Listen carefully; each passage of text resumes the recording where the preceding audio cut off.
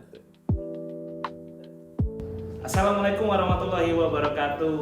Kembali lagi di Jombrek, Jombang Break Time, tempat kamu ngopi ngobrol bareng KPU Kabupaten Jombang. Dan di Jombrek edisi perdana kali ini tentunya luar biasa sekali dengan narasumber yang begitu berpengalaman dan juga kompeten. Siapakah dia?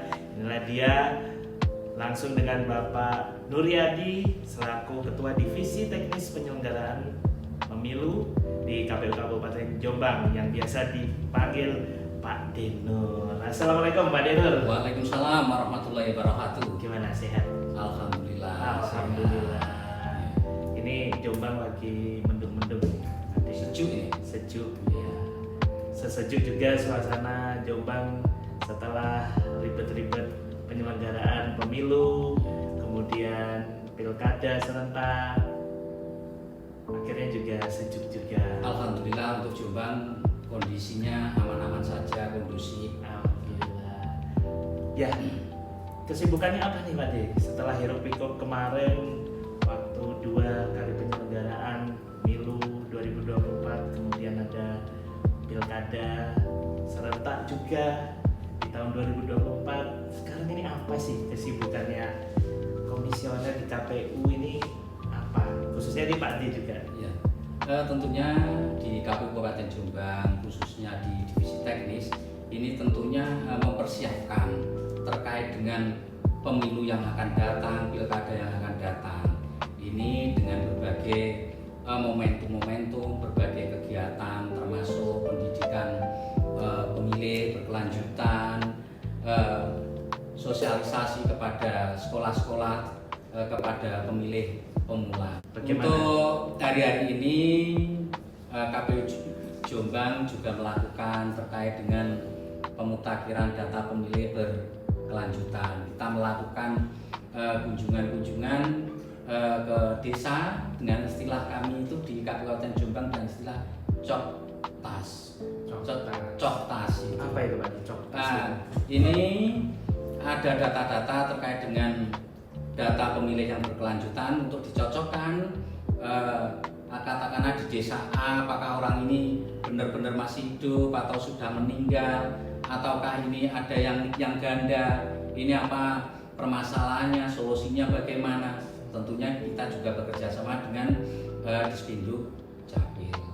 Gitu. Jadi KPU itu tidak hanya berhenti saja sewaktu pemilihan kemarin, bupati sudah terpilih, kepala daerah yang baru sudah terpilih dan ditetapkan, ternyata masih ada kegiatannya, yaitu Coktas tadi. Sejauh mana pentingnya Coktas itu khususnya untuk masyarakat di Kabupaten Jombang? Ya, terima kasih. Pentingnya terkait dengan pemutakhiran data pemilih ini nanti kita menciptakan atau bahwasanya data pemilih itu benar-benar valid, sesuai dengan kriteria termasuk usia, termasuk jenis kelaminnya. Nanti di jumlah terkait dengan pemilih itu nanti juga akan terpisah antara jumlah pemilih laki-laki, jumlah pemilih perempuan. Begitu. Jadi dari segi pemilih itu istilahnya diperbarui, dimutakhirkan, dan dari segi peserta ini khususnya kan berarti kalau peserta di pemilihan itu kan partai politik gitu. Jadi kan kalau dari sisi pemilih kan ternyata harus diupdate juga melalui pemutakhiran berkelanjutan. Nah, dari segi kontestan ini khususnya kan partai politik. Nah, itu apakah ada sejenis pemutakhiran partai politik? Partai politik. Betul. Tidak ubahnya seperti tadi yang saya sampaikan terkait updating terkait dengan pemutakhiran data pemilih. Untuk di partai politik juga ada pemutakhiran partai politik. Ada surat dinas dari KPU RI, di situ dijelaskan bahwasannya menginstruksikan agar partai politik memutakhirkan terkait dengan partai politik itu sendiri. Nah, apa saja yang dimutakhirkan? Di salah satunya adalah partai politik itu sendiri, mungkin ada perubahan. Yang kedua adalah keterwakilan perempuan. Yang ketiga adalah kepengurusan dari partai itu sendiri. Yang keempat adalah domisili kantor, tempat kantor. Mungkin dari beberapa kriteria 4 tadi ada yang berubah, ini juga perlu untuk dimutakhirkan sesuai dengan surat dinas dari KPU yang bernomor 1077 yang berdasarkan terkait dengan keputusan KPU RI yang bernomor 658 tahun 2024 terkait dengan pedoman teknis terkait dengan pemutakhiran partai politik.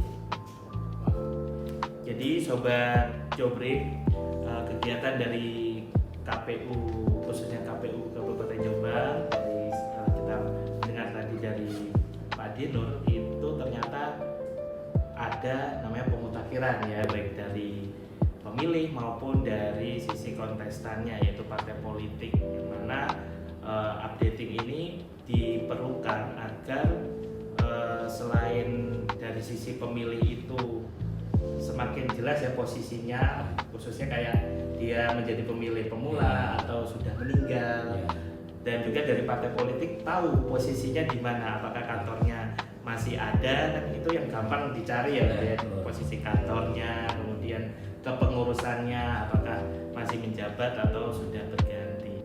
Sebelum kita ke segmen berikutnya yang makin obrolannya ini makin dalam banget seputar KPU Kabupaten Jombang, ada baiknya kita menikmati secangkir kopi yang hangat di Kopi ala Jombrek. Ini dia Kopi Jombrek, Jombang Break Time Coffee. Hangat.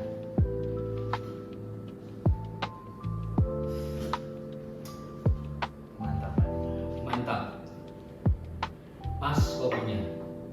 Nah, ngomong-ngomong nih soal pemilu dan pemilihan sebagai istilahnya sebagai penyelenggara dan tonggak komandonya di depan ini, Pak D, apa sih kesan-kesannya selama penyelenggaraan pemilu kemarin yang sudah berlangsung, baik itu pilkada maupun pemilu 2024? Apa kesan yang paling ngena dari Pak D? Ya, terima kasih. Kesan-kesan pribadi terkait dengan pemilihan legislatif maupun pemilihan gubernur, bupati khususnya di Kabupaten Jombang ini, masyarakat Jombang sudah mengerti atau memahami terkait dengan demokrasi, sehingga pasca pelaksanaan pemilu maupun pilkada ini sudah menerima siapapun yang jadi, siapapun yang kalah, ini masing-masing masyarakat ini sudah memahami, itulah memangnya itulah demokrasi itu, Mas. Oke, jadi di Jombang sendiri kondisi kultur masyarakatnya sudah dewasa Sudah berpolitik. dewasa, ya. Nah, itu merupakan sebuah karunia ya kalau kita lihat di sebuah daerah tentunya berbeda-beda kulturnya, namun di Jombang ini rata-rata memang kondusif dan itu menjadi berkah bagi KPU Kabupaten Jombang. Luar biasa ya, alhamdulillah ya Dek. Dan mungkin di balik keharmonisan seperti ini tentunya kan tidak tercipta dalam waktu semalam, seperti memudahkan membalikkan tangan. Tentunya yang Pak dirasakan dulu apa istilah proses menuju kondusif, masyarakat kondusif seperti ini dahulu, mungkin di penyelenggaraan pemilu sebelumnya itu apa yang dilakukan? Ya, terima kasih. Tentunya untuk menciptakan kedewasaan masyarakat ini terkait dengan demokrasi ini juga tidak ujuk-ujuk istilahnya. Tentunya ada sebuah awalan. Kita melakukan koordinasi dengan beberapa pemangku pemerintah di Kabupaten Jombang, melakukan koordinasi dengan partai politik, dengan LO. Ini juga menjadi tonggak awal bagaimana terciptanya sebuah pasca pesta demokrasi itu bisa terwujud dengan damai tanpa ada residu-residu yang tertinggal. Nah, tentunya juga kita di awal-awal juga melakukan sosialisasi kepada masyarakat terkait bagaimana nanti sistem kita melakukan pencoblosan, bagaimana nanti memberikan hak suara yang benar, yang sah. Kita datang ke TPS harus apa yang dibawa terkait dengan menggunakan hak suaranya di TPS. Bagaimana nanti kalau sudah menggunakan hak suara keluar dari TPS, apa yang harus dilakukan? Tentunya dengan salah satunya dengan menyelupkan tinta sebagai tanda sudah memberikan suara. Nah, ini runtutan-runtutan ini kan juga harus dilakukan. Walaupun kelihatannya ini kecil, itu tidak bisa diabaikan. Justru hal-hal kecil diabaikan ini akan menjadi sebuah permasalahan yang menjadi besar. Itulah pentingnya untuk menciptakannya demi tentunya kita melakukan menggencarkanlah terkait dengan sosialisasi kepada lapisan masyarakat di Kabupaten Jombang.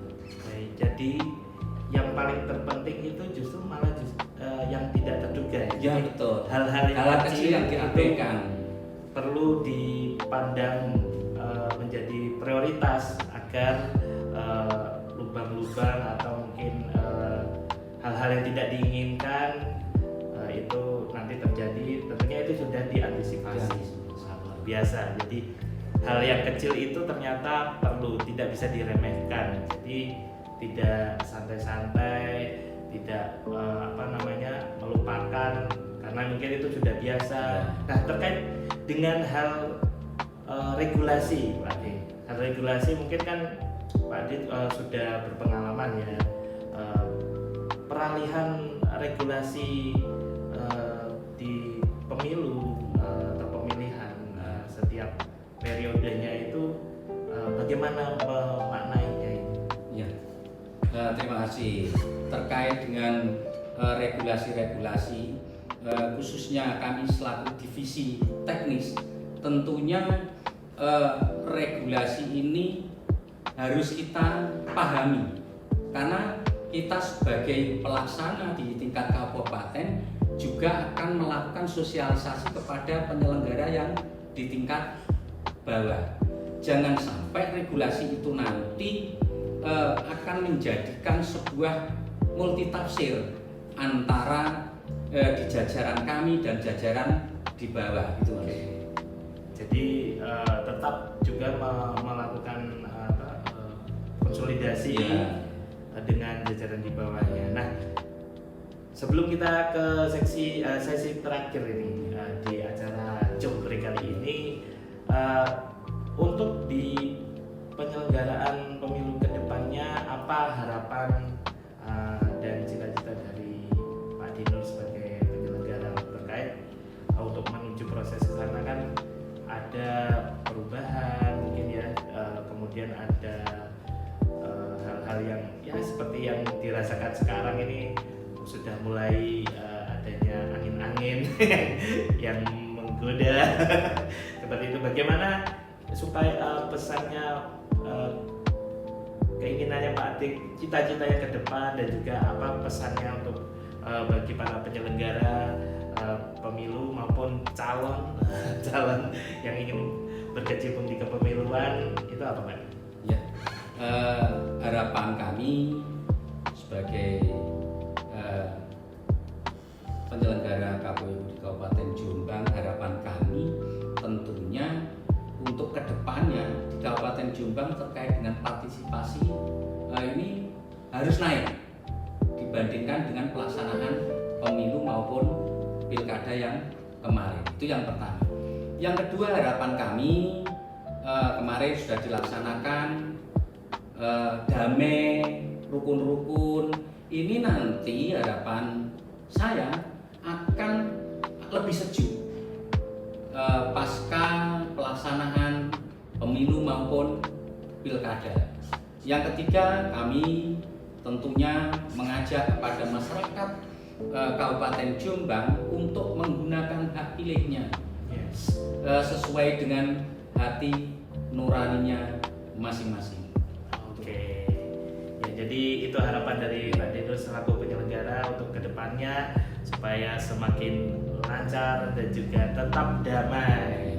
Oke, pemirsa, akhirnya kita sampai juga di penghujung acara di Jombrek Jombang Break Time, ngopi ngobrol kepemiluan bersama KPU Kabupaten Jombang. Jangan lupa untuk selalu stay tune di channel YouTube KPU Kabupaten Jombang dan juga media sosial KPU Kabupaten Jombang lainnya untuk update kabar-kabar terkini tentang kepemiluan khususnya di Kabupaten Jombang.